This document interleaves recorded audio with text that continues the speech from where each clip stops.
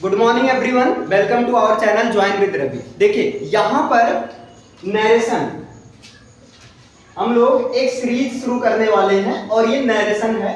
Narration को कोशिश करेंगे कि 10 से 20 क्लास के थ्रू इसे कवर कर लिया जाएगा। क्लियर है?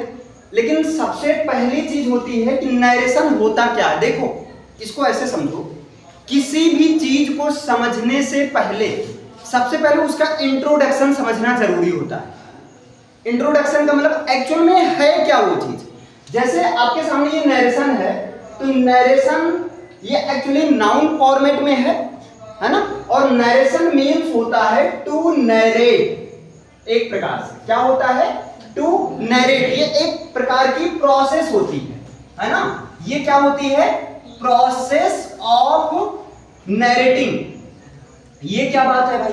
प्रोसेस। देखो ऐसे समझो, किसी भी शब्द के लास्ट में अगर TION आ जाता है तो वो प्रोसेस हो जाता है। आप डिफिनेशन भी इसी तरह से बताते हो, जैसे फोटोसिंथेसिस या respiration is a process in which a human beings gives the birth, same है ना। इस तरह से या जो कुछ भी होता है अब इस तरह, तो सेम नरेशन भी एक ऐसी प्रोसेस होती है, प्रक्रिया होती है। नरेटिंग, नरेटिंग का मतलब कहने की, बताने की, बोलने की, है ना। स्पीकर की, वक्ता की, स्पीकर की बात को कहने की। तो ये क्या है? नरेशन क्या है? एक प्रकार से ये जो है कहने या बोलने, है ना, या जो बकने यानी कि वक्ता, ठीक, की जो है प्रक्रिया होती है, की प्रक्रिया होती है। अब ये क्या बात है? ये क्या बात हुई भाई? इसको ऐसे समझो। देख ये है भाई राजू, समझ रहे हो ना? हाँ, ये जो है राजू है, ठीक। और ये है मान लो मोटू। क्लियर है? ये कौन है? मोटू है। अब देखो राजू ने मोटू से कहा जाओ डॉक्टर के पास जाओ और उनसे कहो मैं बीमार हूं। बताओ भैया, राजू ने मोटू से क्या कहा? जाओ डॉक्टर के पास जाओ, डॉक्टर के पास जाओ और उनसे कहो कि मैं बीमार हूं। अब भैया मोटू भैया गए और बोले, मोटू ने बोला या मोटू ने कहा, समझ रहे हो? मोटू ने कहा कि मैं बीमार हूं। डॉक्टर के पास मोटू गए और मोटू क्या बोल रहे हैं कि डॉक्टर साहब मैं बीमार हूं। अब डॉक्टर क्या कर रहे हैं? मोटू को सुई लगा रहे हैं। बीमार कौन एक्चुअल में है? राजू है ना। ध्यान से समझो इधर, है ना। और ये मोटू है। मतलब राजू ने मोटू को भेजा कि जाओ डॉक्टर से कहो कि मैं बीमार हूं। अब मोटू भाई दिमाग का वो मोटू है, समझ रहे हो ना। तो मोटू डॉक्टर के पास गए और कह रहे देखो मोटू ने कहा कि मैं बीमार हूं। अब भैया डॉक्टर मोटू, डॉक्टर जब मोटू, अब मोटू पहुंचे, डॉक्टर मैं बीमार हूं, मैं बीमार हूं। अब भैया डॉक्टर इमरजेंसी में आनंद फानन में मतलब मोटू का इलाज कर रहे हैं, इनको सुई लग रही है, समझ रहे हो ना।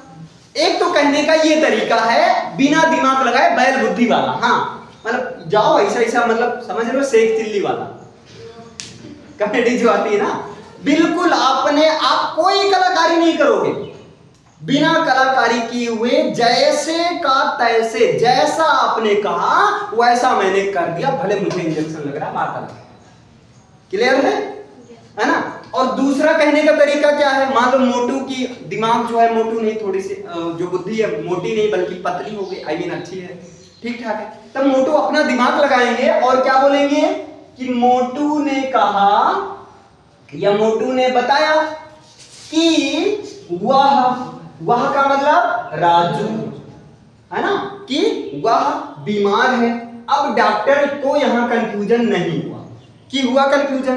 बताओ भैया, डॉक्टर को कंफ्यूजन नहीं हुआ क्योंकि मोटू ने अपने हिसाब से नमक मिर्च ऐड करके कि हमें सुई ना लगे, हम बीमार थोड़ी है भैया, हमें काहे सुई लगेगी? सुई तो लगनी चाहिए राजू को, राजू बाबा बीमार है, काजू नहीं खा पा रहे हैं, समझे। तो राजू ने क्या किया, मोटू ने क्या किया, राजू की बात को अपने शब्दों में कहा, समझ रहे हैं ना। मतलब नरेशन में एक तरह क्या हुआ, एक बार मोटू ने क्या किया, ज्यों का त्यों, ज्यों का त्यों, ज्यों का त्यों मतलब समझ रहे हो, डिक्टो मतलब मोटू की बात, मोटू क्या है बोलने वाला, यानी कि स्पीकर, स्पीकर की बात को, स्पीकर की बात को ज्यों का त्यों का मतलब डिक्टो, same to same, as it is, as it is मतलब बिना कोई चेंज किए ज्यों का त्यों कहा गया। एक में क्या हुआ बताओ, स्पीकर की बात को ज्यों का त्यों एज इट इज डिक्टो सेम टू सेम कह दिया गया, है ना। और एक कहने के तरीके में क्या हुआ कि स्पीकर की बात को, स्पीकर की बात को अपने शब्दों में कहा गया, ये तो हुआ ना।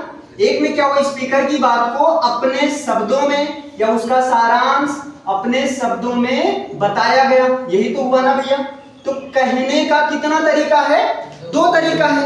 एक में डायरेक्ट बोल दिया गया, अच्छा राजू डॉक्टर के पास पहुंचे मोटू और बोले कि राजू ने कहा मैं बीमार हूं। अब क्या कर रहा है डॉक्टर, राजू को छोड़कर मोटू को सुई लगा रहा है, क्यों, क्योंकि इन्होंने बिना कुछ चेंज किए हुए स्पीकर की बात को एज इट इज कह दिया, अपना दिमाग लगाया ही नहीं बेचारा, फालतू में इंजेक्शन लग रहा है, फालतू में इलाज हो रहा है ना, बीमार होते हुए भी अब बीमार हो जाएगा, समझे। और एक में क्या बोला गया, उसने दिमाग लगाया, मतलब स्पीकर की बात को अपने शब्दों में बताया। उन्होंने कहा, डॉक्टर के पास पहुंचे मोटू और बोले कि राजू ने कहा कि वह बीमार, मतलब राजू ने कहा कि वह का मतलब वही राजू, हम ना है, समझे, समझ में आया। मतलब बात को तो मैंने क्या कहा, नरेशन क्या होता है, प्रोसेस ऑफ नरेटिंग, कहने या बोलने का तरीका होता है। बोलने का तरीका दो निकला, एक में डायरेक्ट, एक में डायरेक्ट, ज्यादा स्पीच ना दियो, डायरेक्ट सब बोलते हो तो डायरेक्ट स्पीच हो गया, और एक में डायरेक्ट नहीं बोला गया, उसी बात को इनडायरेक्ट बोला गया। तो जिसमें स्पीकर की बात को डायरेक्ट यानी एज इट इज कह दिया जाता है, उसे क्या कहते हैं, डायरेक्ट नरेशन या डायरेक्ट स्पीच कहते हैं। समझ पाए इतना कि नहीं। और जिसमें स्पीकर की बात को डायरेक्ट ना बोलकर, same to same as it is ना बोलकर अपने शब्दों में बोला जाता है, अपने शब्दों में कहा जाता है, उसे क्या कहते हैं, इनडायरेक्ट। यहां बात को बताया गया लेकिन डायरेक्ट बताते तो पंगा हो जाता। जैसे आप बापू से जब पैसा मांगते हो ना तो पहले मम्मी से सोर्स लगाते हो, है ना। आप गृह मंत्री के पास जाते हो, देखो प्रधानमंत्री से कहो 500 रुपया देते हैं, अब कोचिंग वोचिंग जरूरी है कि नहीं बताओ, 4 महीना इसे बर्बाद कर दी, बाद में नंबर कम आएगा तो मुझे मत कहना भैया। तो गृह मंत्री, विचार विमर्श होता है गृह मंत्री प्रधानमंत्री के बीच में, देखो कोचिंगा लगवा दो सब, चार पूरा मोहल्ला के धारे कोचिंग करता है, स्कूल जाता है, फीस जमा हो जाके धारे, चार सब बच्चे के बीच में बेइज्जत हुआ थे, शर्म ना आया थे तुम्हें, अच्छा ठीक है 200 रुपया जमा कर दो, बाकी कह दो बाद में, है ना। इस तरह से मतलब वहां भी एक तरह से विचार विमर्श हो रहा है इनडायरेक्ट। तो एक में बात को अपने शब्दों में, आप किसी से जब बड़ों से बात करते हो डायरेक्ट नहीं कह सकते हो, पापा से पैसा डायरेक्ट मांग सकते हो, 500 रुपया दो महाराज, रोज कहते रहते हैं 4 दिन से सुनाई नहीं देता है क्या, ऐसा तो नहीं कह सकते ना। तो वही वो है आपका इनडायरेक्ट तरीका होता है। तो मतलब दूसरा क्या होता है, इनडायरेक्ट नरेशन या जो इनडायरेक्ट स्पीच। बताओ समझ में आया। ये है आपका नरेशन का इंट्रोडक्शन। पहले आपने देखा नरेशन क्या है, तो नरेशन एक तरह से प्रोसेस ऑफ नरेटिंग होती है, नरेटिंग समथिंग, कुछ भी बताने का तरीका होता है। तो कहने या बोलने का जो प्रक्रिया होती है उसी को नरेशन कहते हैं। अब भाई कहने या बोलने की प्रक्रिया में दो चीज सामने आ रही है, एक तो स्पीकर की बात को एज इट इज कह देना, है ना, और दूसरा जो स्पीकर की बात को अपने शब्दों में कहना। समझे भैया, समझ में आया। अब जब स्पीकर की बात को एज इट इज आप कहोगे, मतलब डायरेक्ट बोलोगे, तो डायरेक्ट में कुछ होता है, डायरेक्ट में पंगा भी होता है, समझते हो ना ये चीज। अब कैसे, देखो 1 मिनट और देख लीजिए। जब आप डायरेक्ट बोलोगे तो आपने क्या, मोटू ने कहा कि मैं बीमार हूं, कि मैं बीमार हूं, आप गए, आप इस चीज पर फोकस कर रहे हो, है ना, आप गए यानी कहने वाला आप रिकॉर्ड कर रहे हो। ऐसे समझो आप थाने में जाकर डॉक्टर साहब से, डॉक्टर साहब मैं बीमार हूं, मैं नहीं, वह बीमार है, आप डायरेक्ट बोल रहे हो डॉक्टर साहब मैं बीमार हूं, मतलब आप बात किस पर फोकस कर रहे हो, मैं बीमार हूं। आपका FIR का मेन बात क्या है, मैं बीमार हूं, है ना। तो आपने क्या किया, इसको देखिए दीवार से बंद कर दिया, भागने ना पाए भैया, समझ रहे हो ना। आप रिपोर्ट कर रहे हो, रिपोर्ट कर रहे हो, कौन रिपोर्ट कर रहा है, मोटू, मोटू रिपोर्ट कर रहा है ना। तो जो रिपोर्ट कर रहा है, देखो कर रहा है, रिपोर्ट कर रहा है, रिपोर्ट कर रहा है, रहा से क्या मिला, प्रेजेंट कंटीन्यूअस टेंस, मतलब जो बाहर रहेगा, जो रिपोर्ट करेगा, जो बात, महाराज वो एक FIR लिखवाएगा, अच्छा बताओ क्या है, तो लिखवाने वाला मैं हूं, समझ रहे हो ना, मैं लिखवा रहा हूं, मतलब जो बाहर रहेगा, जो कॉमा इन्वर्टेड कॉमा के बाहर रहता है वो कहलाता है रिपोर्टिंग क्लॉज कहलाता है। बोलो समझ में आया कि नहीं।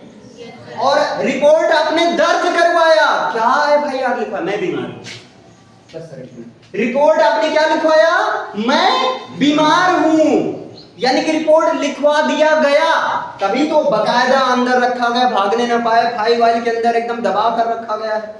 रिपोर्ट लिखवा दिया गया तो काम कर दिया गया, जब काम कर दिया जाए तो वर्ब की थर्ड फॉर्म में जाता है ना, तो इस वाले क्लॉज को क्या बोलोगे, रिपोर्टेड स्पीच बोलोगे।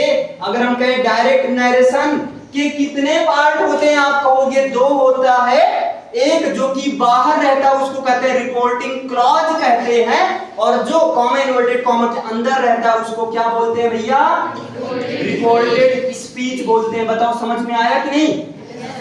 बाहर जो रहेगा, बाहर वाला व्यक्ति काम करेगा, अंदर वाला व्यक्ति आराम करेगा, ऑफिस के अंदर बैठकर हाँ ये बता रहे, ये करो वो करो वो करो, बाहर बेचारा मर रहा है मजदूरों की तरह काम कर, ऐसे दिमाग लगा लेना।